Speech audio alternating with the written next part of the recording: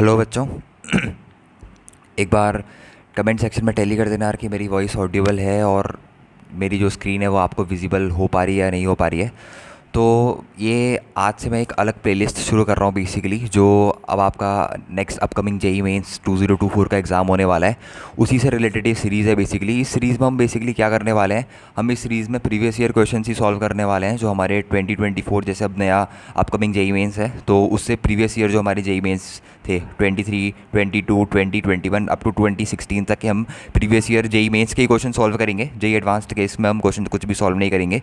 एक तरीके से जेई मेंस के लिए ये सीरीज अपन कंटिन्यू करेंगे। आज पहला चैप्टर जो मैंने ले रखा है motion in one dimensional, class 11th का पहला चैप्टर। और इससे पहले जो बेसिक मैथ्स का चैप्टर होता है वो शायद सबका कवर हो जाता है एटलीस्ट 12th तक आते आते। जो आपके पास बाकी चीज़ें होती हैं, integration, differentiation, area under the curve वगैरह, जो छोटी छोटी चीज़ें होती हैं, वेक्टर्स वगैरह, वो सब कवर हो जाती हैं आपकी 12th तक आते आते। तो आई होप कि वो सब आपका पार्ट कवर हो चुका होगा। और मैं शुरू कर रहा हूँ motion in one dimension chapter से, इसी होप के साथ कि आपका जो पहला वाला बेसिक मैथमेटिक्स का पार्ट है, मतलब जिसके अंदर वेक्टर्स और थोड़ा बहुत ट्रिग्नोमेट्री और थोड़ा बहुत area under the curve, integration, differentiation, ये वगैरह सब चीज़ें आ जाती हैं, वो आपका अब कवर हो चुका होगा। और मैं इस वीडियो में शुरू करने वाला हूँ motion in one dimension chapter से। इस वीडियो में हम क्या करेंगे, बेसिकली हर एक चैप्टर के 15 से 20 क्वेश्चंस लेंगे। इस चैप्टर उतना बड़ा चैप्टर नहीं है मोशन इन वन डायमेंशन, इसको मैं दो पार्ट में तोड़ दूंगा रेदर। एक पहला पार्ट जिसमें मैं सिंपल ग्राफ बेस्ड क्वेश्चन और थोड़े बहुत न्यूमेरिकल वैल्यू बेस्ड क्वेश्चन ले लूँगा, किसके, मोशन इन वन डायमेंशन के। और फिर इसकी एक अगली वीडियो बना दूंगा जिसमें हम लेंगे मोशन इन टू डायमेंशन के, कौन से, प्रोजेक्टाइल मोशंस के क्वेश्चंस। और ये क्वेश्चन मतलब आप अगर सोच रहे हो कि प्रीवियस ईयर क्वेश्चन तो सर हम वैसे भी सॉल्व करते थे, तो इस वीडियो देखेगा क्या बेनिफिट होगा कि इस वीडियो देख के हम जो बुक से सॉल्व कर रहे थे वही दोबारा आप भी सॉल्व करवा दोगे। नहीं, मैं ये कहूँगा कि आपसे इस वीडियो में जो मैंने क्वेश्चन दे रखे हैं, मतलब बेसिकली 12 से 13 क्वेश्चन है motion in one dimension chapter के अंदर, और मैक्सिमम क्वेश्चन मैंने उसी टॉपिक के ऊपर बेस ले रखे हैं और उसी डिफ़िकल्टी लेवल के ऊपर बेस ले रखे हैं जो टॉप 100 में आपकी रैंक डिसाइड करते हैं। मतलब एक तरीके से बेसिकली जैसे लेट सपोज आपके मेंस में 25 क्वेश्चन, 30 क्वेश्चन आते हैं जिसमें आपको 25 अटेम्प्ट करने होते हैं, तो जैसे 20 टिक द करेक्ट आ गए उसमें से, तो 20 टिक द करेक्ट ऑप्शन में 20 के 20 कभी भी ईजी नहीं होते।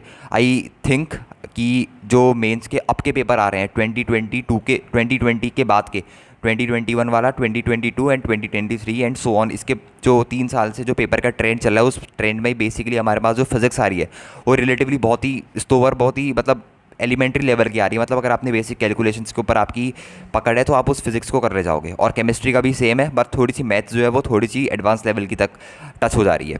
पर फिजिक्स में हमेशा सारे क्वेश्चन सरल नहीं आते यार। जैसे आपके पास 20 क्वेश्चन है, लेट सपोज फिजिक्स में आपके एक शिफ्ट में 20 क्वेश्चन आए, तो 20 क्वेश्चन में से एटलीस्ट मान के चलो कि आपके पास 10 to 12 क्वेश्चन ऐसे होंगे जो बेसिकली ईजी होंगे, मतलब डायरेक्ट फार्मूला पुट करा और डायरेक्टली रिजल्ट आ गया।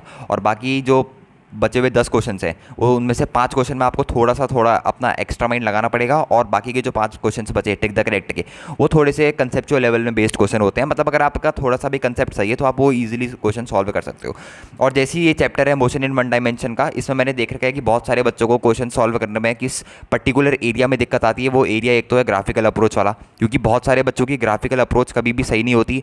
या तो उनको दिक्कत होती है इक्वेशन ऑफ लाइन्स में, या तो उन्हें कर्व की नॉलेज नहीं होगी, या तो उन्हें स्लोप की नॉलेज नहीं होगी, या उन्हें इंटीग्रेशन में दिक्कत होगी, या उन्हें डिफरेंशिएशन में दिक्कत होगी। खासकर जो बच्चे ने अभी 11th में नई नई motion in one dimension chapter से पहले अपनी बेसिक मैथ्स पढ़ी होगी, तो उसको बहुत ज़्यादा दिक्कत होती है इन सब चीज़ों में कि कैसे इंटीग्रेट करना है, कैसे डिफरेंशिएट करना है, वगैरह वगैरह।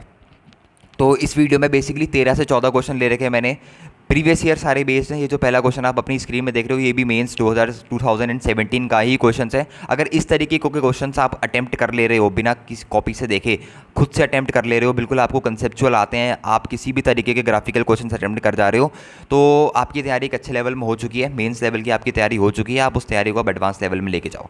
और इस वीडियो के अगर आपसे क्वेश्चन सॉल्व हो जा रहे हैं तो वेल एंड गुड, आप स्किप कर सकते हो अगले अगले क्वेश्चन में, या फिर वीडियो को भी स्किप कर सकते हो अगर आपको सारे क्वेश्चन बनते हैं जो इस वीडियो में मैं कराने वाला हूँ। बेसिकली प्रीवियस ईयर क्वेश्चन ही बेस्ड हैं, ज़्यादा फोकस मैंने ग्राफिकल अप्रोच में कर रखा है, और थोड़ा और ज़्यादा फोकस मैंने कर रखा है जो अपन के पास उस तरीके के क्वेश्चन होते हैं जिसमें हम इक्वेशन ऑफ मोशंस वगैरह वगैरह लगाते हैं। बाकी सारा जो पेपर है क्वेश्चन हैं वो सारे प्रीवियस ईयर पेपर से ही मैंने ले रखे हैं, उठा रखे हैं। तो आपने कहीं ना कहीं इन्हें सॉल्व कर ही रखा होगा। अगर आप इन्हें फिर से बिन देखे सॉल्व कर पा रहे हैं तो वेल एंड गुड, अगर नहीं कर पा रहे हैं तो मेरी इस वीडियो को देखें, मेरे साथ साथ कंटिन्यू रखें। मैं एक एक कंसेप्ट आपके साथ डिस्कस करूँगा और मेरे साथ जुड़े रहोगे तो अच्छे से कंसेप्ट भी समझ में आ जाएगा, साथ साथ प्रीवियस ईयर क्वेश्चंस की प्रैक्टिस भी हो जाएगी, और साथ साथ आपका फिजिक्स का हर एक चैप्टर कवर भी होते रहेगा। इस प्लेलिस्ट को मैं कंटिन्यू रखूँगा और कोशिश करूंगा कि आपकी जेई के एग्जाम से पहले ये प्लेलिस्ट को मैं पूरी खत्म कर सकूं, रैप अप कर सकूं, हर एक चैप्टर को हम इसमें अंदर कवर करेंगे। और अगर आपको कोई भी दिक्कत आई तो आपने अपने डाउट्स कमेंट सेक्शन में मेरे से पूछ भी सकते हो।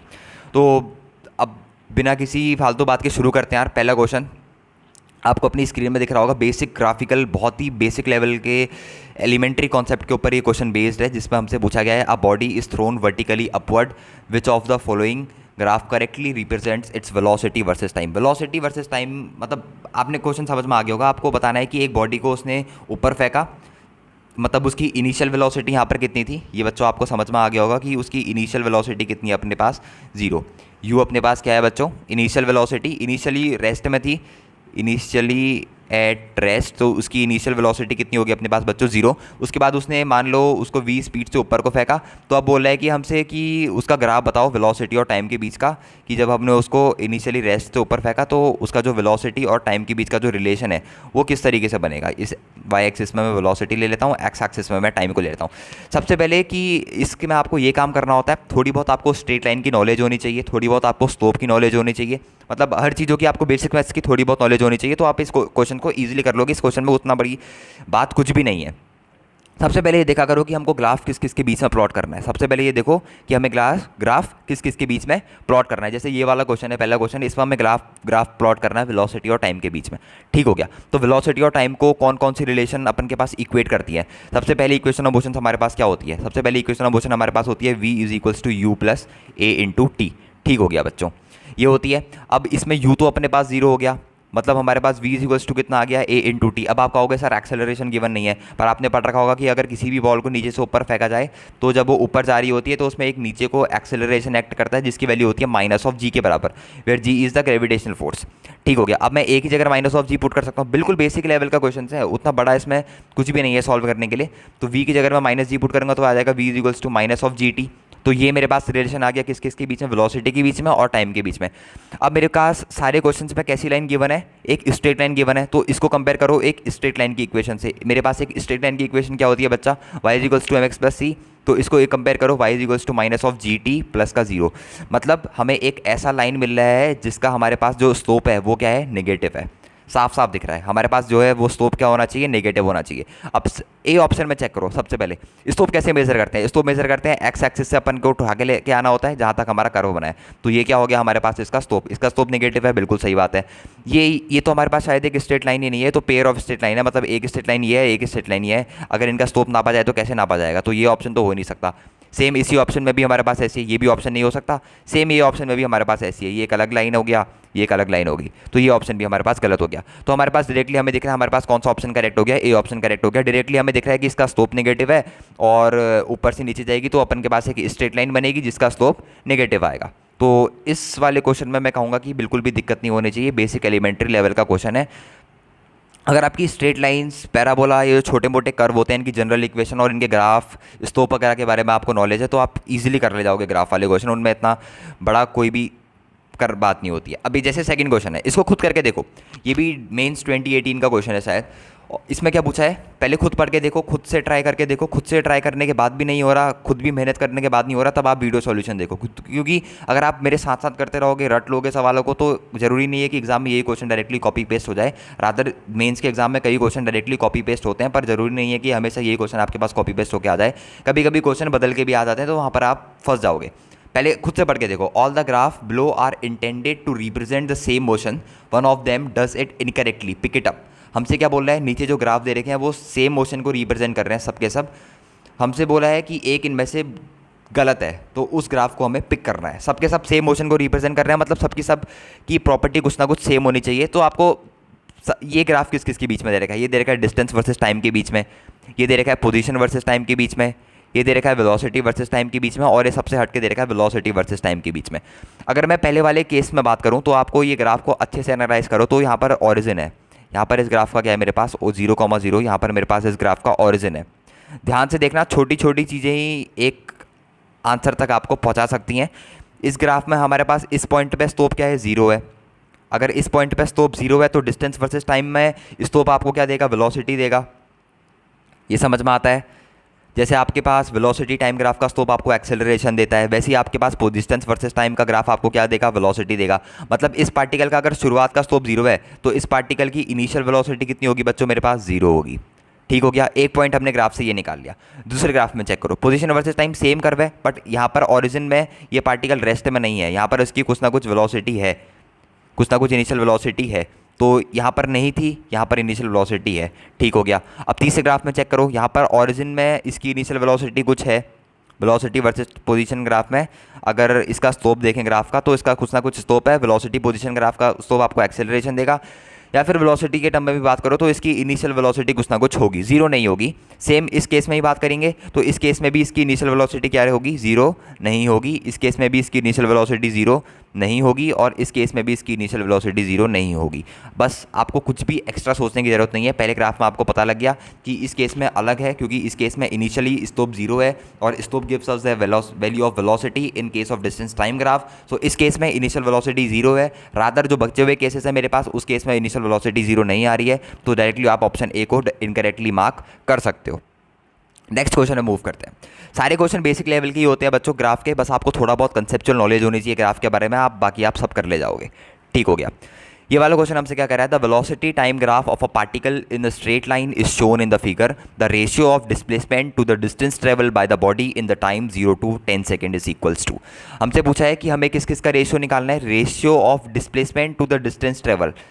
यहाँ पर लिख लेते हैं क्या क्या निकालना है, पहले डिस्प्लेसमेंट अपॉन डिस्टेंस ट्रेवल का रेशियो निकालना है। हमें ये ग्राफ किस किस के बीच में दे रखा है बच्चों, हमें ये ग्राफ दे रखा है वेलोसिटी वर्सेस टाइम के बीच में।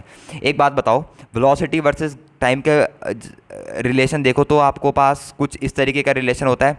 अगर मैं ये लिखूँ v is equals to d x by d t, तो यही रिलेशन होता है। और अगर डी टी को मैं इधर ले जाऊँ, v d t is equals to d x, और इसको अगर मैं इंटीग्रेट कर दूँ तो यहाँ पर आ जाएगा v into t is equals to x. तो बेसिकली इंटीग्रेट करना मतलब एक तरीके से एरिया निकालना ही होता है। मतलब आपके पास अगर वेलोसिटी वर्सेस टाइम कर्व का ये कर्व आपको दे रखा है अभी, ठीक है, ये कर्व आपको दे रखा है, ये किस किस के बीच का कर्व है, ये मेरे पास कर्व है वेलोसिटी वर्सेस टाइम का कर्व है, और ये कर्व आपको गिवन है। अगर मैं इस कर्व का एरिया निकालता हूँ, मतलब अगर मैं इसे इंटीग्रेट करता हूँ तो आपको क्या मिलेगा, एक्स क्या है, एक्स बेसिकली डिस्टेंस है, या फिर एक्स अपन के पास क्या हो सकती है, डिस्प्लेसमेंट भी हो सकती है। तो अगर आपको डिस्प्लेसमेंट या फिर डिस्टेंस निकालनी है किसकी, वेलोसिटी टाइम कर्व की, तो आप कैसे निकालोगे, आप basically area under the curve निकाल दोगे किसका, वेलोसिटी टाइम ग्राफ का, तो आपको क्या मिल जाएगा, डिस्टेंस मिल जाएगी, या फिर आप डिस्प्लेसमेंट भी इजीली कैलकुलेट कर सकते हो। तो ये कंसेप्ट अगर आपको याद है, यही बेसिक ग्राफ का कंसेप्ट होता है, यही आपको याद होना चाहिए, बाकी आपकी कैलकुलेशन में डिपेंड करता है। ठीक हो गया। पहले मैं डिस्प्लेसमेंट निकालने की कोशिश करता हूँ कि इस ग्राफ में डिस्प्लेसमेंट कितना हो रखा है, मैं डिस्प्लेसमेंट निकालने की कोशिश करता हूँ। पहले डिस्प्लेसमेंट मेरे पास नेगेटिव भी हो सकती है, पॉजिटिव भी हो सकती है, डिस्प्लेसमेंट एक वेक्टर क्वांटिटी होती है। तो 0 से पहले बात करते हैं अपने यहाँ तक की 2 सेकंड तक की, तो एक रेक्टेंगल ही बन रहा है, स्क्वायर ही बन रहा है बेसिकली। तो इसका एरिया निकालने की कोशिश करते हैं। बेसिकली एरिया अपन को उसका डिस्प्लेसमेंट ही देगा, तो एरिया हो जाएगा 2 इंटू 8। फिर ये जो पार्ट अपन के पास नेगेटिव में है तो उसको नेगेटिव में काउंट करेंगे, ये हो जाएगा -2 इंटू 4। ये पॉइंट अपने पास 4 है, ये पॉइंट अपने पास 4 है, और ये गैप अपने पास 2 है, तो माइनस का 2 इंटू 4, अगेन 4 से 8 में, और यहाँ पर 4, तो यहाँ पर अगेन हो जाएगा मेरे पास पॉजिटिव का 4 इंटू 4 प्लस, सॉरी लास्ट वाला इस अगेन नेगेटिव, तो नेगेटिव में हो जाएगा मेरे पास 8 और 10 के बीच में 2 इंटू, नीचे अगेन ये मेरे पास 4 को टच कर रहा है, तो 2 इंटू 4। तो एरिया मेरे पास आ गया यहाँ पर 16 -8 प्लस 16 -8। तो अगर मैं देखूं तो ये सब कैंसिल आउट हो जाएगा, तो मेरे पास डिस्प्लेसमेंट निकल के आ गया मेरे पास कितना, 16 मीटर। अब सेम ग्राफ में अपन को डिस्टेंस ट्रेवल भी निकालना है, उन दोनों का रेशियो देना है। डिस्टेंस ट्रेवल के बारे में आपको कुछ प्रॉपर्टी बता दूं, डिस्टेंस मेरे पास एक स्केलर क्वांटिटी होती है, डिस्टेंस हमेशा ऐड होती है, distance can not be negative. तो जो आपने यहाँ पर नेगेटिव टर्म ली डिस्प्लेसमेंट के केस में, वो आप डिस्टेंस के केस में नहीं लिख सकते, वो आपको डिस्टेंस में क्या लेनी होंगी, टोटल पॉजिटिव लेनी होंगी। बाकी एरिया कैलकुलेट करने का तरीका सेम है, और यही कंसेप्ट लगता है। आपने बहुत जगह ये क्वेश्चन देखा होगा, पर आपको शायद उम्मीद होगी कि आज समझ में आ गया होगा। अगर मैं डिस्टेंस का एरिया निकालूं तो 2 इंटू 8, सेम तरीका है, बस पॉजिटिव ले लेना है, क्योंकि डिस्टेंस कभी भी नेगेटिव आपने देखी नहीं होगी अपनी लाइफ में। और डिस्प्लेसमेंट नेगेटिव भी हो सकती है, क्योंकि एक वेक्टर क्वांटिटी है, और डिस्टेंस वही एक स्केलर क्वांटिटी है। तो इसकी वैल्यू कैलकुलेट करोगे तो आपके पास आ जाएगा 48 मीटर एरिया। तो अगर आपसे रेशियो पूछा है तो रेशियो आ जाएगा मेरे पास कितना, रेशियो आ गया मेरे पास 16 metre that is displacement upon 48 metre that is distance. तो रेशियो आ गया मेरे पास 1:3, बहुत ही एलिमेंट्री लेवल का क्वेश्चन, सी ऑप्शन को आप डायरेक्टली मार्क कर सकते हो। तो अगेन बहुत ही बेसिक लेवल का क्वेश्चन है। अगर ये कंसेप्ट आपको पता है जो मैंने बताया, v equals to d x by d t, अगर आप इधर ले जाओगे इंटीग्रेट करोगे तो इसके under area under the curve जो होता है किसका, वेलोसिटी और टाइम का, वो आपको डिस्प्लेसमेंट या फिर डिस्टेंस प्रोवाइड करता है। तो आप इजीली इस क्वेश्चन को सॉल्व कर सकते हो। बच्चों को यही नहीं पता होता बेसिक, और वो सोचते हैं कि हमसे क्वेश्चन क्यों नहीं सॉल्व होता। अगर आपको ये भी नहीं पता है कि डिस्प्लेसमेंट की बेसिक प्रॉपर्टी नहीं पता है, जैसे डिस्प्लेसमेंट नेगेटिव भी हो सकती है। कई बच्चे यहाँ पर नेगेटिव को पॉजिटिव ले लेंगे तो उनका यहाँ पर भी 48 मीटर आएगा, सेकंड में भी 48 आएगा, तो 48:48 वो 1:1 मार्क कर देंगे। बल्कि आपको ये पता होना चाहिए कि डिस्प्लेसमेंट में नेगेटिव ले सकता हूँ, वहीं डिस्टेंस में नेगेटिव नहीं ले सकता हूँ। Okay, again very basic level questions. दूसरे क्वेश्चन में जंप करते हैं। ये मैंने क्वेश्चन इसलिए लिया ताकि जो बच्चा 11th में और मेरी वीडियो देख रहा है, जिसने motion in one dimension chapter पूरा कर लिया है, उसके लिए बहुत ही इजी लेवल का क्वेश्चन है। बिल्कुल बेसिक डिफरेंशिएशन आपको उसमें आना चाहिए। डिफरेंशिएशन की प्रॉपर्टी जो हम यूज़ करते हैं, कि प्रॉपर्टी भी बता देता हूँ कौन सी यूज़ होगी, d by d x of x raise to the power n. अगर आप इसका डिफरेंशिएशन करते हो तो आपके पास आता है n x to the power n minus one. वैसी सेम क्वेश्चन हमसे यहाँ पर पूछा है। अपन ने को एक रिलेशन दे रखा है टाइम और डिस्टेंस के बीच में, under root of x plus 4। हमसे बोल रहे हैं हमें d x by d t की वैल्यू निकालनी है जब t is equals to 4 second है।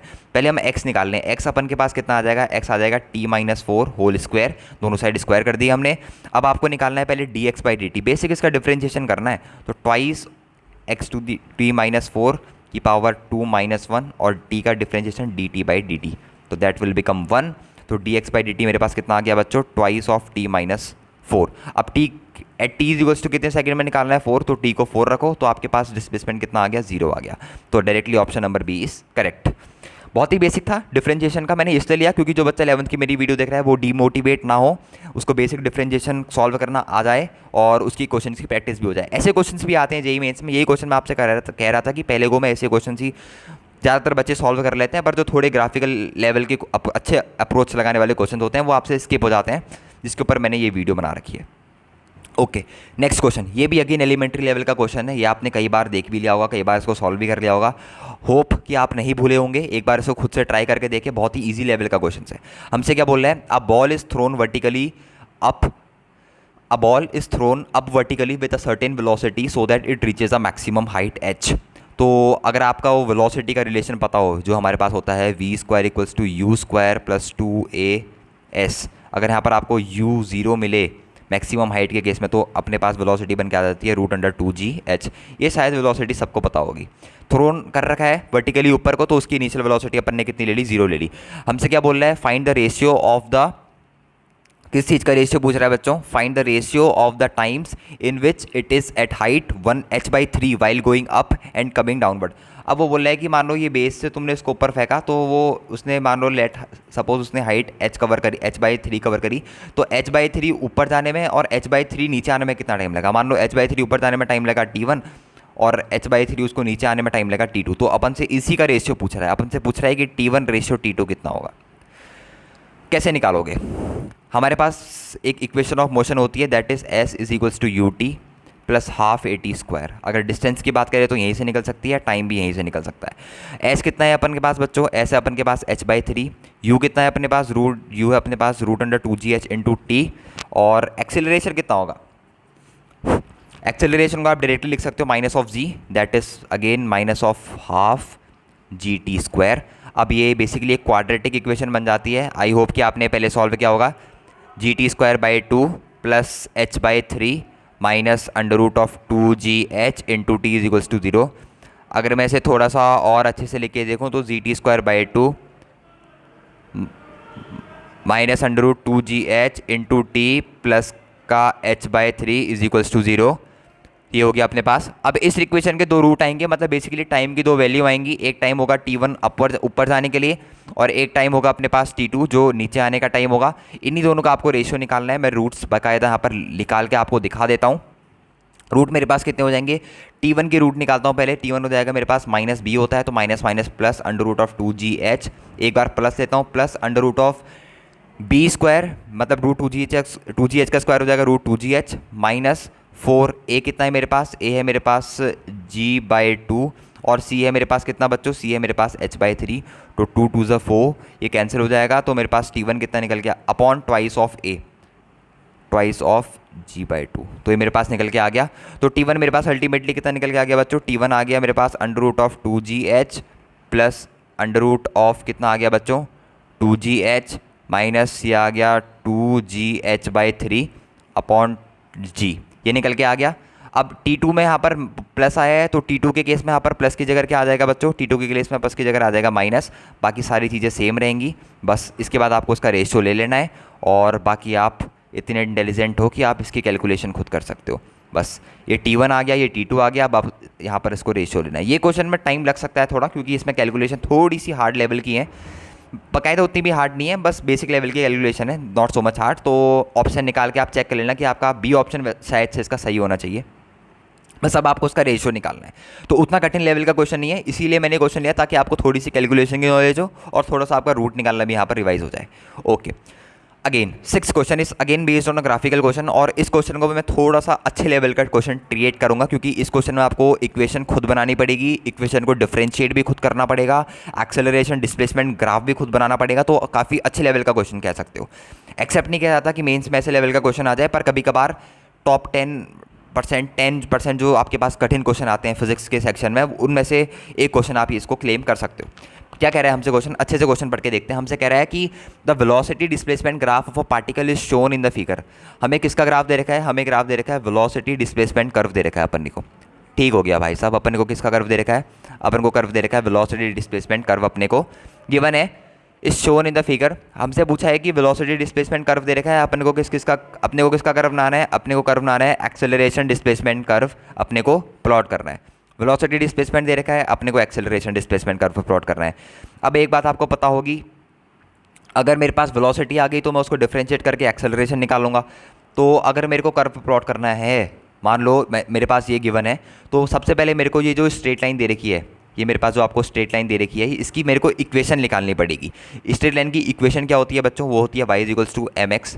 बेसिक से चलूंगा, एक एक स्टेप बताते हुए चलूंगा ताकि आपके कंसेप्ट क्लियर हो जाए ग्राफ के क्वेश्चंस के रिगार्डिंग, ग्राफिकल अप्रोच के रिगार्डिंग। y कितना है मेरे पास? y एक्सिस से मेरे पास क्या है बच्चों? v है, तो v लिख लिया, = m को भी ऐसे ही रहने देते हैं। x एक्सिस में मेरे पास क्या है बच्चों? x एक्सिस से मेरे पास है डिस्प्लेसमेंट, तो उसको x लिख लिया, प्लस मेरे पास c इंटरसेप्ट कितना है बच्चों? इंटरसेप्ट होता है जो y एक्सिस बनाता है, इंटरसेप्ट कितना है बच्चों? v0। स्टोप निकालने की बारी आती है। स्टोप मेरे पास होता है basically y2 - y1 upon x2 - x1। इसमें y2 के कोऑर्डिनेट कितने हैं? y2 के कोऑर्डिनेट है मेरे पास 0, v0, और इसके कोऑर्डिनेट कितने हैं? इसके कोऑर्डिनेट है मेरे पास x0, 0। अब इसको यहाँ पर रखो, y1 y2 कितना है मेरे पास? v0 - 0 upon x2 - x1, x2 मेरे पास 0 - x0। तो मेरे पास स्टोप कितना आ गया? स्टोप आ गया मेरे पास माइनस का v0 अपॉन x0। देख रहे हो, बिल्कुल एलिमेंट्री चल रहा हूँ। स्टोप निकालने वाले फॉर्मूले में ही रख के मैं वैल्यू निकाल रहा हूँ और इसी से मैं आंसर निकाल दूंगा। मेरे पास v कितना आ गया? v आ गया मेरे पास minus v0 upon x0 into x plus का v0। अब मेरे को क्या चाहिए? मेरे को तो वेलोसिटी टाइम ग्राफ की इक्वेशन पता लगी। अब मेरे को बेसिकली चाहिए तो एक्सेलरेशन टाइम ग्राफ का प्लॉट ही। तो मैं अगर वेलोसिटी से एक्सेलरेशन में पहुंचना चाहता हूं तो मैं कैसे पहुंच सकता हूं? मैं डायरेक्टली इसको डिफरेंशिएट कर दूंगा। तो उसको v को डिफरेंशिएट करो dv/dt, तो a हो जाएगा माइनस v0 अपॉन x0 का डिफरेंशिएशन ऐसे का ऐसे ही रहेगा क्योंकि कांस्टेंट है। x का differentiation dx/dt that will become velocity, v0 का डिफरेंशिएशन 0 हो जाएगा। अब v की जगह मैं ये वैल्यू यहाँ पुट कर दूंगा। बहुत ही बेसिक है यार, मतलब बहुत ही ईजी लेवल का क्वेश्चन है। Minus v0 upon x0, v की वैल्यू यहाँ पर पुट कर दो, minus v0 upon x0 into x plus का v0। तो मेरे पास एक्सेलरेशन कितना निकल के आ गया बच्चों? मेरे पास एक्सेलरेशन निकल के आ गया v0 अपॉन x0 का whole square into x minus v0 square upon x। तो इस ग्राफ से आपको क्या पता लग रहा है? इस ग्राफ से मेरे को ये पता लग रहा है, एक तो मेरे पास जो एक्सेलरेशन टाइम कर्व आएगा उसका स्लोप मेरे पास पॉजिटिव होना चाहिए, ठीक हो गया। दूसरा, उसका इंटरसेप्ट जो है वो मेरे पास नेगेटिव होना चाहिए। ये प्रॉपर्टी जिस भी ग्राफ में दिख रही है that graph is the answer. पहले ग्राफ में चेक करते हैं, क्या इसका स्लोप आपके पास पॉजिटिव है? बिल्कुल इसका स्लोप मेरे पास पॉजिटिव है। क्या इसका इंटरसेप्ट आपके पास नेगेटिव है? बिल्कुल मेरे पास इसका इंटरसेप्ट क्या आ रहा है? नेगेटिव आ रहा है। और इसका स्लोप कितना आ रहा है? पॉजिटिव आ रहा है, ठीक हो गया। तो डायरेक्टली क्या आपके पास ये ऑप्शन करेक्ट हो गया। इस ग्राफ में देखो स्लोप मेरे पास नेगेटिव आ रहा है, इंटरसेप्ट मेरे पास पॉजिटिव आ रहा है। यहाँ तो ना स्लोप का आता पता है ना इंटरसेप्ट का आता पता है। चलो इंटरसेप्ट पता भी है, इसका स्लोप ही अनडिफाइंड इन्फिनिटी 0 पता नहीं कितना है, ठीक हो गया। तो डायरेक्टली आपको बाकी ऑप्शन में जंप करने की जरूरत ही नहीं है अगर आपका पहले ऑप्शन से डायरेक्टली आंसर निकल के आ जा रहा है तो ये एक सिस्टमेटिक ढंग कह सकते हो आप।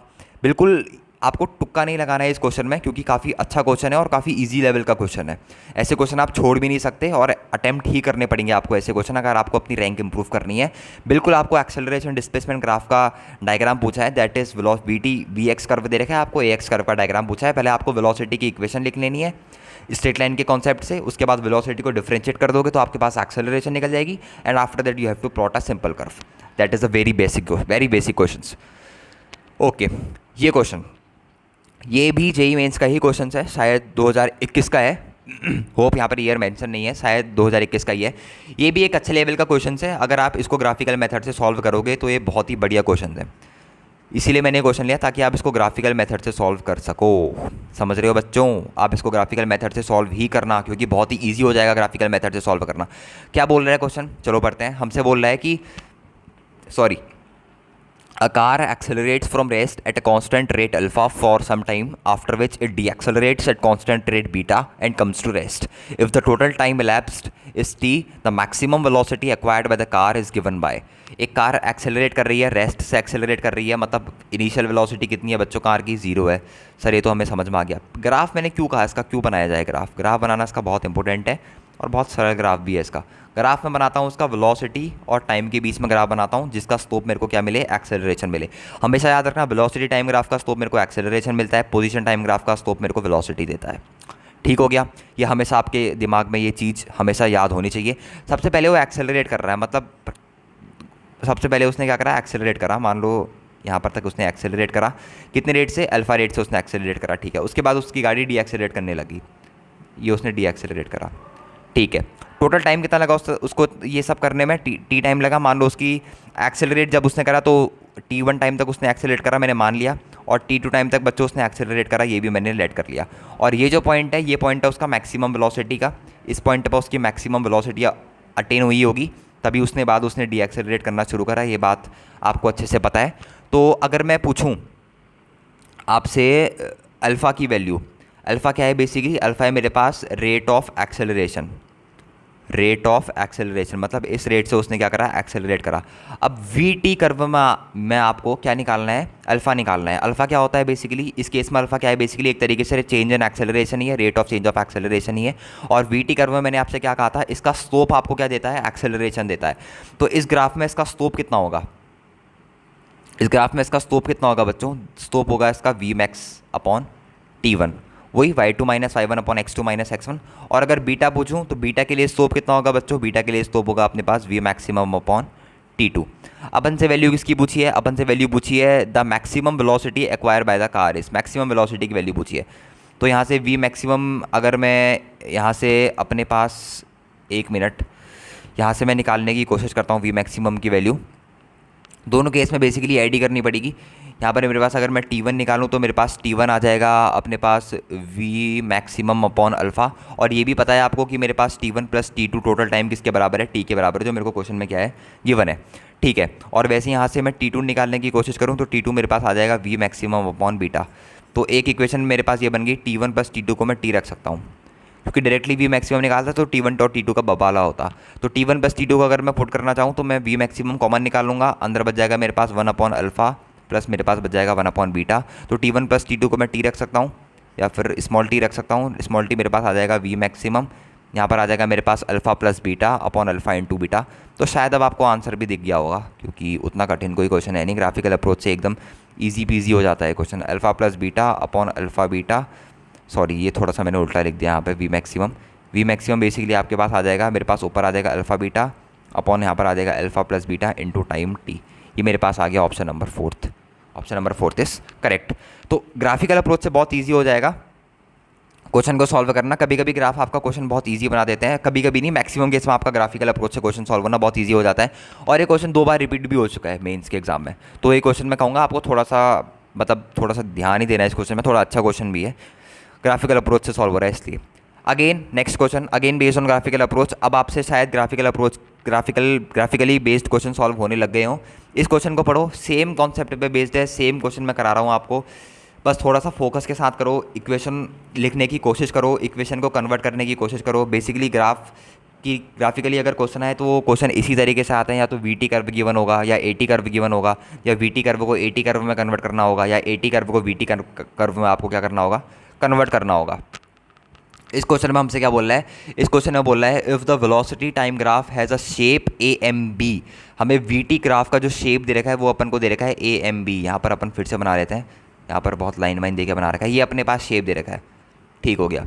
ये अपने को एक शेप दे रखा है किसी भी कर्व का A M B. Okay sir, if the velocity time graph have a shape A M B what will be the shape of the corresponding acceleration time graph. इसी का करस्पॉन्डिंग ए टी कर्व बनाना है अपन को और उसका shape determine करना है। ए टी कर्व बनाना है और उसका शेप डिटरमाइन करना है कि कैसा होगा। अब देखो वी टी कर्व अपन को ये गिवन है, अगर अपन को ए पहुंचना है, ए एक्सेलरेशन निकालना है और वी टी कर्व गिवन है, तो एक ही तरीका होता है कि d v by d t, मतलब इसका स्लोप निकालो और स्लोप आपको क्या देगा, एक्सेलरेशन देगा। मतलब आपको वेलोसिटी टाइम ग्राफ का स्लोप निकालना है और स्लोप आपको क्या देगा, एक्सेलरेशन देगा। तो यहाँ पर आपको दो स्ट्रेट लाइन दिख रही होंगी, एक स्ट्रेट लाइन दिख रही होगी आपको ए एम और एक स्ट्रेट लाइन दिख रही होगी आपको एम बी। दोनों के लिए बात कर लेते हैं, ए एम की बात करते हैं। ए एम की लाइन की इक्वेशन लिखने की कोशिश करते हैं, y is equals to m x plus c. तो इस इक्वेशन में आपको इंटरसेप्ट भी गिवन है और इस इक्वेशन का स्लोप आपको कितना गिवन है, स्लोप आपको पॉजिटिव नेगेटिव दिख रहा होगा बच्चों यहाँ से। तो m को माइनस पुट कर देता हूँ, तो y इक्वल्स टू बन जाएगा minus of m x plus का c। तो ये मेरे पास v कितना आ गया, v आ गया मेरे पास माइनस का एम एक्स प्लस का c। इंटरसेप्ट भी कुछ ना कुछ है बच्चों यहाँ पे, ये मेरे पास पॉजिटिव इंटरसेप्ट है, ठीक हो गया। और अब एम बी वाले ग्राफ की बात करूँ तो एम बी वाले यहाँ पर पेन चेंज कर लेता हूँ। एम बी वाले ग्राफ में आपको स्लोप कितना दिख रहा है बच्चों, स्लोप सर मेरे को उसका पॉजिटिव दिख रहा है, बिल्कुल सही दिख रहा है। तो y इज इक्वल्स टू मेरे पास एम एक्स, इसका इंटरसेप्ट अगर मैं इस लाइन को पीछे एक्सटेंड करूँगा तो इसका इंटरसेप्ट कोई नेगेटिव आ जाएगा, तो c इसका कितना हो गया बच्चों, नेगेटिव माइनस का c। तो मेरे पास v इज इक्वल्स टू कितना बन गया, एम एक्स माइनस का c। अब इसको डिफरेंशिएट करूँगा तो एक्सेलरेशन आ जाएगा, तो a इज इक्वल्स टू कितना बच गया मेरे पास m, बाकी सब कांस्टेंट था तो 0 हो गया, x का डिफरेंशिएशन 1। इसको डिफरेंशिएट करके a निकालूंगा तो a कितना आ जाएगा मेरे पास, माइनस का m। मतलब एक बार मेरा स्लोप क्या आ रहा है, नेगेटिव आ रहा है, और एक बार मेरा स्लोप क्या आ रहा है, पॉजिटिव आ जा रहा है, ठीक हो गया। बस दैट्स इट। अब सिंपल आपको ऑप्शन मैच करने हैं, तो ऑप्शन मैच करते हैं। एक बार स्लोप नेगेटिव, एक बार स्लोप पॉजिटिव। पहले वाले केस में यहाँ स्लोप नेगेटिव है, ठीक है, नीचे दिख रहा है यहाँ कर्व, यहाँ पर फिर ऊपर आ गया पॉजिटिव है, फिर नीचे। हमें तो दो ही बार मिल रहा है शायद, एक बार माइनस एम मिल रहा है और एक बार अपन को मिल रहा है प्लस एम, दो ही बार लूप चलेगा। ये ऑप्शन तो गलत हो गया। ये दूसरा ऑप्शन चेक करें, यहाँ पे स्लोप इसका पॉजिटिव, ये इसने पता नहीं क्या ड्रॉ कर दिया है, ये इसने कुछ अजीब सा ही ड्रॉ कर दिया है, तो ये ऑप्शन भी मेरे पास नहीं हो सकता। तीसरे ऑप्शन की बात करें तो ये बिल्कुल परफेक्ट दिख रहा है शायद से मेरे को, यहाँ पर नीचे ये नेगेटिव है और यहाँ पर देखोगे तो ये पॉजिटिव है, यहाँ पर एम पॉजिटिव है और यहाँ पर चेक करोगे तो एम नेगेटिव है। तो डायरेक्टली आप ऑप्शन नंबर सी मार्क कर सकते हो। ये फोर्थ ऑप्शन अगेन इसने पता नहीं क्या अजीब सा बना दिया है। बाकी सब चीज़ें मेरे पास कॉन्स्टेंट है, ना ही इंटरसेप्ट है, बाकी कुछ भी नहीं है, इंटरसेप्ट भी 0 है, बस स्लोप एक बार नेगेटिव है और एक बार स्लोप अपन के पास पॉजिटिव है। बस इतना सा ध्यान देना है, बाकी इस क्वेश्चन में ऐसा कुछ भी नहीं था। ये क्वेश्चन अगेन डिफरेंशिएशन के कंसेप्ट के ऊपर बेस्ड है, बिल्कुल आपको डिफरेंशिएट करना है। आप कहोगे ये कैसा क्वेश्चन लगा दिया, पर ये क्वेश्चन थोड़ा सा इंटीजर वाला है, तो मेरे को थोड़ा सा मतलब सही लगा। मतलब इसकी एक तरीके से कह सकते हो कि कैलकुलेशन वाला पार्ट जो है वो मेरे को काफ़ी अच्छा लगा। इसमें कैलकुलेशन में बहुत ज़्यादा फोकस करा गया है, मतलब 2 मिनट या 3 मिनट अप्रॉक्स आप मान सकते हो इस क्वेश्चन में। अगर आप सॉल्व करोगे एग्जाम टाइम में तो आपको उतना लग जाएगा, अगर आपका कैलकुलेशन एरर नहीं है तो। सिंपल क्या बोल रहा है, the distance x covered by a particle in one dimensional motion varies with as time t as x square equals to a t square plus 2vt plus c। If the acceleration of the particle depend on x as x raise to the power minus n, then n is an integer, the value of n is. अपने को acceleration निकालना है, तो x is equals to अपने को given है कितना, x equals to अपने को गिवन है under root of a t square plus twice of b t plus का c। सबसे पहले मैं वेलोसिटी निकाल लेता हूँ जो कि होती है मेरे पास dx by d t. Root x का डिफरेंशिएशन कितना होता है बच्चों, 1/2 अंडर रूट एक्स, तो 1/2 अंडर रूट यहाँ पर आ जाएगा a t square plus twice of b t plus का c। अब इसका ऊपर डिफरेंशिएशन करके भी लिखते हैं, यहाँ पर आ जाएगा twice of a t plus यहाँ पर आ जाएगा बी टी। c का डिफरेंशिएशन अगेन अपने पास कितना हो जाएगा, 0। सॉरी, यहाँ पर इसका डिफरेंशिएशन गलत हो गया, यहाँ पर इसका डिफरेंशिएशन हो जाएगा ट्वाइस ऑफ बी प्लस का 0, ठीक हो गया। अब ये जो टर्म है मेरे पास ए टी स्क्वायर, ये अंडर रूट वाली, इसको मैं x लिख सकता हूँ अगेन, और यहाँ से 2 कैंसिल हो जाएगा मेरे पास। तो मेरे पास कितना बच गया, अगेन मेरे पास बच गया a t plus b upon x is equals to v. तो ये मेरे पास क्या आ गई बच्चों, ये मेरे पास आ गई वेलोसिटी आ गई। अब मेरे को एक्सेलरेशन निकालना है बेसिकली। अब मैं इसका क्रॉस मल्टीप्लाई कर देता हूँ, फिर इसको डिफरेंशिएट करूँगा तो मेरे पास एक्सेलरेशन आ जाएगा। ये जो ए है मेरे पास ये कांस्टेंट है, इसको आप एक्सेलरेशन मत देना। एक्सेलरेशन को मैं बेसिकली यहाँ पर लिख देता हूँ, ए डैश को मैं किससे रिप्रेजेंट करूँगा, ए डैश को मैं रिप्रेजेंट करूँगा एक्सेलरेशन से। अब इसको डिफरेंशिएट करो, एक बार v का डिफरेंशिएशन होगा तो x को कांस्टेंट रखो, v का डिफरेंशिएशन कितना हो जाएगा बच्चों, v का हो जाएगा dv/dt, प्लस एक बार v को कांस्टेंट रखो, x का डिफरेंशिएशन करो तो x का डिफरेंशिएशन हो जाएगा dx/dt is equals to at में a कांस्टेंट है तो उसका डिफरेंशिएशन a प्लस b का डिफरेंशिएशन 0, dv/dt मेरे पास acceleration a dash plus v into v dx/dt is again v, rate of change of displacement per unit time that is v, तो v into v मेरे पास v square is equals to a, तो मेरे पास acceleration a dash जो निकल के आ गया वो निकल के आ गया a minus v square upon x, बस इतना सा काम है आपका। अब v मैंने यहाँ पर निकाला था, ये v आपको मेरे पास यहाँ पर से ला के यहाँ पर पुट करना है तो आपका रिजल्ट डायरेक्टली आ जाएगा। a आ गया मेरे पास, a माइनस वी की जगह आप रखोगे at प्लस बी का whole square upon x square, नीचे जाएगा तो that will be x cube, तो a डैश मेरे पास बन के आ जाएगा ये एक्स स्क्वायर का आप एलसीएम लोगे तो ए एक्स स्क्वायर यहाँ पर भी आएगा, जो उसके नीचे एक्स स्क्वायर था वो एलसीएम लेके एक्स स्क्वायर, फिर एक्स स्क्वायर नीचे जाएगा एक्स के साथ तो एक्स क्यूब, तो ये बन जाएगा मेरे पास ए एक्स स्क्वायर की जगह अगेन पुट कर दो, क्वेश्चन में आपको गिवन है एक्स स्क्वायर की जगह a t square plus twice of b t plus का सी माइनस इसका होल स्क्वायर खोल दो तो ये बन जाएगा a square t square plus b square plus twice of a b t upon मेरे पास आ जाएगा एक्स क्यूब। अल्टीमेटली जब आप इसको पूरा सॉल्व करोगे तो आपके पास एक्सेलरेशन जो आएगा यहाँ से ए डैश वो प्रपोर्शनल आ जाएगा 1/x की पावर 3 के, क्वेश्चन में पूछा है कि किसके प्रपोर्शनल होगा तो वो प्रपोर्शनल होगा x की पावर -3, तो यहाँ से मेरे पास n की वैल्यू कितनी आ गई बच्चों, n की वैल्यू आ गई मेरे पास यहाँ से -3, that is the answer to this question. इसीलिए मैंने क्वेश्चन लिया क्योंकि इसमें थोड़ा सा डिफरेंशिएशन भी है, थोड़ा सा आपके पास कैलकुलेशन भी अच्छे लेवल की है और थोड़ा सा आपको इक्वेशन में वैल्यू वगैरह पुट करनी है। तो यहाँ पर अगर कोई आपसे n की वैल्यू पूछे इंटीजर में तो n की वैल्यू मेरे पास आ गई कितनी, -3 is the answer to this question. बहुत ईजी क्वेश्चन है अगेन ये वाला क्वेश्चन, मेंस 2019 का क्वेश्चन, अच्छा क्वेश्चन है। मैं एक तरीके से इस क्वेश्चन को थोड़ा अच्छे लेवल का ही रेट करूँगा क्योंकि इसमें ट्रिजेक्ट्री वगैरह की इक्वेशन आपसे पूछी है, वैसे तो उतना कठिन लेवल का भी क्वेश्चन नहीं है। बेसिकली आपको क्या बोल रखा है इस क्वेश्चन में पढ़ के देखते हैं। A particle is moving with a velocity v is equals to k y i cap plus x j cap where k is a constant. आपको किसी भी पार्टिकल की वेलोसिटी दे रखी है, मतलब आपको इस वेलोसिटी से ये पता लग रहा है कि पार्टिकल दोनों एक्सेस में मूव कर रहा है, मतलब एक वेलोसिटी पार्टिकल की x डायरेक्शन में है और एक वेलोसिटी पार्टिकल की y डायरेक्शन में है, तो मैं v को ऐसा लिख सकता हूँ, वो मेरे पास है k y i cap plus के एक्स जे कैप, और x डायरेक्शन की वेलोसिटी कितनी है आपके पास के वाई, और y डायरेक्शन की वेलोसिटी कितनी है आपके पास के एक्स, के वाई के एक्स आ गई बच्चों आपके पास, ठीक है। The general equation for its path is given by dash dash dash and dash. अपने को क्या निकालनी है इस पाथ की जनरल इक्वेशन। अगर आपसे कोई पूछे आपको जनरल इक्वेशन किसी भी पाथ की निकालनी है तो या तो आपको d y by d x equals to कुछ गिवन हो, मान लो अगर आपको d y by d x equals to कुछ भी गिवन है, लेट सपोज 2 गिवन है, तो आप इस पाथ की इक्वेशन निकाल सकते हो। D Y equals to 2dx, दोनों साइड को इंटीग्रेट कर दोगे तो आपको इस पाथ की जनरल इक्वेशन मिल जाएगी। मतलब एक डिफरेंशियल इक्वेशन टाइप की कुछ चीज़ गिवन है तो आप उस पाथ की क्या निकाल सकते हो, ट्रेजेक्ट्री इजीली निकाल सकते हो। वैसे यहाँ पर आपको वी एक्स दे रखा है कितना के वाई, वी एक्स बेसिकली मेरे पास क्या होता है, वी एक्स मेरे पास होता है d x by d t is equals to k y, और दूसरा वी वाई को मैं लिख सकता हूँ d y by d t, बिल्कुल लिख सकते हो sir. D y by d t कितना दे रखा है अपन को के एक्स, तो अपन को d y by d x तक पहुँचना है तो इस दोनों को डिवाइड कर देते हैं, d x by d t is equals to, मैंने इसको डिवाइड कर दिया तो ये मेरे पास आ जाएगा के एक्स अपॉन के वाई, के से के कट गया मेरा, डी टी से डी टी कट गया, तो मेरे पास क्या आ गया बेसिकली यहाँ पर d y by d x के टर्म में इक्वेशन आ गई। अब मैं डायरेक्टली इसका आंसर निकाल सकता हूँ, उसको क्रॉस मल्टीप्लाई करना है तो यहाँ पर आ जाएगा x d x is equals to integration y d y, ये आ गया मेरे पास। एक्स का इंटीग्रेट करोगे तो कितना आ जाएगा x square by two, plus y को इंटीग्रेट करोगे तो कितना आ जाएगा x square by two is equals to y square by two, plus that is some again constant which is given to us c. तो मेरे पास ये कितना बन के आ गया बच्चों, ये मेरे पास बन के आ गया x square is equals to y square plus some constant c, या फिर इसको ऐसा भी लिख सकते हो y square equals to x square plus some constant सी।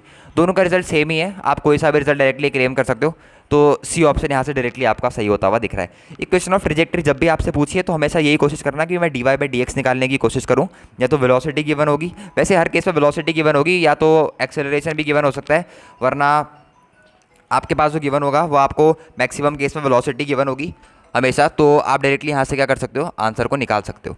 ठीक हो गया, तो ये होप कि आपको ये क्वेश्चन समझ में आ गया होगा। मतलब बहुत ही ये भी क्वेश्चन मतलब उतना कोई कठिन नहीं था, एलिमेंट्री लेवल का ही क्वेश्चन है, बट उस टाइम पे जब भी क्वेश्चन आया होगा तो ट्रिजेक्ट्री निकालने में एक बार को बच्चा झचकता है, मतलब पहली बार ये ट्रिजेक्ट्री आपको भी लग रहा होगा कि क्या पूछ लिया है, ट्रिजेक्ट्री निकालना क्या होता है, इक्वेशन ऑफ पाथ क्या होता है, पर बेसिकली आपको अब समझ में आ गया होगा कि d y by d x निकालना है, इक्वेशन के उधर भेजना है, इंटीग्रेट करना है, and you will get your directly result. Okay. Next question की बात करते हैं। ये भी 2019 का एक क्वेश्चन है मेंस का। कुछ कुछ क्वेश्चन मेंस 2019 में काफ़ी अच्छे आए थे, पर ये क्वेश्चन अच्छा नहीं है, मतलब बेसिक लेवल का है, इजी है। ठीक हो गया, आप खुद ट्राई करोगे तो हो जाएगा। क्या बोल रहा है? The position coordinates of a particle moving in a 3D coordinate system is given by x equals to a cos omega t, y is equals to a sin omega t and z equals to a omega t. ये आपको दे रखा है, position दे रखे, position coordinates दे रखे हैं किसी भी particle के जो 3D कोऑर्डिनेट में मूव कर रहा है। अपन को क्या निकालनी है? पार्टिकल की स्पीड निकालनी है। तो अगर आपको x डायरेक्शन में आपकी स्पीड आ गई, y डायरेक्शन में आपकी स्पीड आ गई, z डायरेक्शन में तीन तीन स्पीड आ गई, तो नेट स्पीड आप कैसे लिखोगे? v is equals to, basically ऐसे लिखोगे, under root of v x का square plus under root v y का स्क्वायर प्लस वी जेड का स्क्वायर। बस दैट्स इट, खत्म। यही करना है आपको। सबसे पहले x दे रखा है तो वी एक्स कितना आ जाएगा मेरे पास? डायरेक्टली डिफरेंशिएट करो तो आ जाएगा minus of a omega sine omega T. अगर इसका स्क्वायर करोगे तो आ जाएगा मेरे पास a square omega square sine square omega t. ये आ गया। वी वाई निकालोगे तो वो आ जाएगा मेरे पास a omega cos of omega t. Basic differentiation है only, a square omega square cos square omega t. ये आ गया। और वी जेड को इंटीग्रेट करोगे तो वो मेरे पास आ जाएगा a ओमेगा, मतलब a स्क्वायर ओमेगा स्क्वायर। बस इन सबको अंडर रूट के अंदर पुट करना है और डायरेक्टली आपको आंसर निकालना है। तो ये कितना आ जाएगा? ये मेरे पास आ जाएगा a स्क्वायर ओमेगा स्क्वायर, यहाँ पर आ जाएगा sine square omega t, plus मेरे पास यहाँ पर आ गया a square omega square cos square omega t, plus last में आ गया a स्क्वायर ओमेगा स्क्वायर। तो अल्टीमेटली ये वाली टर्म पूरी 1 हो जाएगी और a square omega square common आ जाएगा, तो यहाँ पर बन जाएगा twice of a square omega square. तो अल्टीमेटली आ गया मेरे पास under root of 2a omega. तो डायरेक्टली आपके पास कौन सा ऑप्शन आ गया? ए ऑप्शन करेक्ट आ गया। इसलिए मैंने कहा बिल्कुल भी नहीं, कुछ नहीं है इस क्वेश्चन में, आपको v x v y v z निकालना है, अंडर रूट मैग्नीट्यूड लेना है, दैट्स इट। आपके पास रिजल्टेंट वेलोसिटी आ जाएगी उस 3D पार्टिकल की। ये क्वेश्चन लास्ट क्वेश्चन है और ये काफ़ी अच्छा क्वेश्चन आप इसे कह सकते हो। ये मोशन इन वन डायमेंशन का क्वेश्चन तो नहीं है, ये बेसिक वेक्टर का ही क्वेश्चन है। और ये क्वेश्चन मैंने इसलिए लिया क्योंकि इसमें वेक्टर का मतलब थोड़ा सा इमेजिनेशन यूज़ हो रहा है वेक्टर का, और वेक्टर के बेसिक लॉज यूज़ हो रहे हैं, बस बाकी कुछ भी नहीं है इस क्वेश्चन में। एक बार खुद कोशिश करना है इस क्वेश्चन को ट्राई करने की, अगर आपने पहले से कर रखा है तो फिर भी एक बार ट्राई करने की कोशिश करना कि आपसे कहीं ये क्वेश्चन हो रहा है या नहीं हो रहा है, क्योंकि इसमें वेक्टर का कॉन्सेप्ट थोड़ा सा अच्छे लेवल का लग रहा है। हमसे क्या बोल रहा है? In a cube of side a as shown in the figure the vector from the central point of the face A B O D. A B O D face में फोकस करना, ये ए है, ये बी है, ये ओ है, ये d है। एक vector a B O D face से बी ई एफ ओ इस फेस में पॉइंट कर रखा है, मतलब ये जी और ये एच, ये एच है तो ये मेरे पास क्या है? जी है। ये एक मेरे पास एक वेक्टर है to the center point in the cube of side a as shown in the figure the vector from the central point of the face A B O d to the central point of the face b e f o will be. मतलब अगर आपको ये vector की value निकालनी है, मतलब आपको क्या निकालना है? Basically R G H vector की वैल्यू निकालनी है। तो ये क्या होगी? Position vector of R G H, position vector of H minus position vector of G. तो सबसे पहले निकालते हैं पोजीशन वेक्टर ऑफ जी कितना होगा। ये देखो, ये जी पॉइंट की डिस्टेंस एक्स एक्सिस से कुछ होगी, अगर मैं क्यूब की साइड ए मान लूँ तो उसकी डिस्टेंस यहाँ से कितनी होगी? a/2। और ये जी की डिस्टेंस जेड एक्सिस से भी a/2 होगी और वाई एक्सिस के पैरेलल है तो वाई एक्सिस में 0 होगी। तो उसके पोजीशन वेक्टर कितने आ गए? ये आ गया एक्स एक्सिस में a/2, वाई में 0, जेड एक्सिस में a/2। बहुत बढ़िया। सेम एच के लिए भी निकालूँ। एच पॉइंट कहाँ लाई कर रहा है? इस वाले फेस में, तो इसकी वाई एक्सिस से भी कुछ डिस्टेंस है, इसकी जेड एक्सिस से भी कुछ डिस्टेंस है और एक्स एक्सिस के पैरेलल है, तो इसके कोऑर्डिनेट एक्स में 0 है, वाई में कितना है? a/2, जेड में कितना है मेरे पास? a/2। बस अब आपको निकालना है position vector of ji H. तो पोजीशन वेक्टर ऑफ एच कितना है? पोजीशन वेक्टर ऑफ एच है मेरे पास 0 आई कैप प्लस a/2 जे कैप प्लस a/2 के कैप माइनस a/2 आई कैप प्लस 0 जे कैप माइनस a/2 के कैप प्लस a/2 के कैप। ये मैंने basically position vector of H लिखा है और ये मैंने पोजीशन वेक्टर ऑफ क्या लिखा है? जी लिखा है। बस इतना सा है, बाकी इस क्वेश्चन में कुछ भी नहीं है, यही आपको निकालना है। अब इसमें देखो, अगर आप थोड़ा सा इसको सॉल्व करने की कोशिश करेंगे तो आपके पास a/2 जे ये है, a/2 जे और यहाँ पर मेरे पास 0 जे है। और तो a/2 जे से मेरे पास अगर मैं यहाँ पर इसको थोड़ा सा कैलकुलेट करने की कोशिश करूँ तो मेरे पास कुछ टर्म्स कैंसिल हो जाएंगी, जैसे कि मेरे पास a/2 के कैप और a/2 के कैप कैंसिल आउट हो जाएगा, मेरे पास a/2 जे कैप बचेगा। यहाँ पर मैं लिख लेता हूँ, मेरे पास क्या बचेगा? a/2 जे कैप माइनस मेरे पास ये बचेगा a/2 I cap, a/2 I cap. I hope आपको आंसर दिख गया होगा। अगर मैं a/2 कॉमन निकाल लूँ तो यहाँ पर बच जाएगा मेरे पास जे कैप माइनस आई कैप। तो डायरेक्टली आपको यहाँ से तीसरा ऑप्शन सही होते हुए दिख जा रहा है। तो ये 12 क्वेश्चन जो मैंने आज की क्लास में लिए आपके सामने, मतलब इस क्वेश्चन में क्या करना था? पोजीशन वेक्टर निकालना है, डायरेक्टली वैल्यू पुट करनी है, बस इतना सा काम है। डायरेक्टली आपको इधर उधर करना है। पोजीशन वेक्टर आपको पता ही है, position vector G H equals to position vector of H minus position vector of G, बस उसकी वैल्यू निकालनी है। थोड़ा सा इमेजिनेशन था कि कौन सा प्लेन किसके पैरेलल है, तो वो जीरो ले लेना है जिसके भी पैरेलल है, और जिस प्लेन में लाई कर रहा है उसकी a/2 डिस्टेंस, आपने क्यूब की एक साइड की लेंथ कितनी मान ली, a मान ली, तो आधी कितनी होगी, a/2 हो जाएगी। तो यही वो 12 क्वेश्चन से जो मैं आपको कराने की कोशिश कर रहा था motion in one dimension chapter के, जिसमें हर एक क्वेश्चन में ज़्यादा क्वेश्चन फोकस मैंने ग्राफिकली बेस्ड कॉन्सेप्ट पे ही कर रखा है, क्योंकि ज़्यादातर क्वेश्चन उसी के पूछे जाते हैं और बहुत ही कम केसेस में पूछे जाते हैं। एक क्वेश्चन ऑफ मोशन लगा दो, ये कर दो, v इक्वल्स टू dx/dt कर दो, इसके बहुत कम क्वेश्चन पूछे जाते हैं। ज़्यादातर बच्चे वहीं फंसते हैं जहाँ पर मैंने आपको इस वीडियो में कवर करा ग्राफिकली बेस्ड क्वेश्चन। तो आज की वीडियो में इतना ही रखते हैं। अगर आपको ये वीडियो बहुत पसंद आई हो तो इसको लाइक शेयर और सब्सक्राइब कर देना यार, अपने फ्रेंड्स के साथ भी शेयर कर देना। और अगर आपको क्वेश्चन रियली हेल्पफुल लगे हो तो अच्छे अपने कमेंट्स पॉजिटिव डालना कि आपको नेक्स्ट वीडियो कौन से टॉपिक पे चाहिए।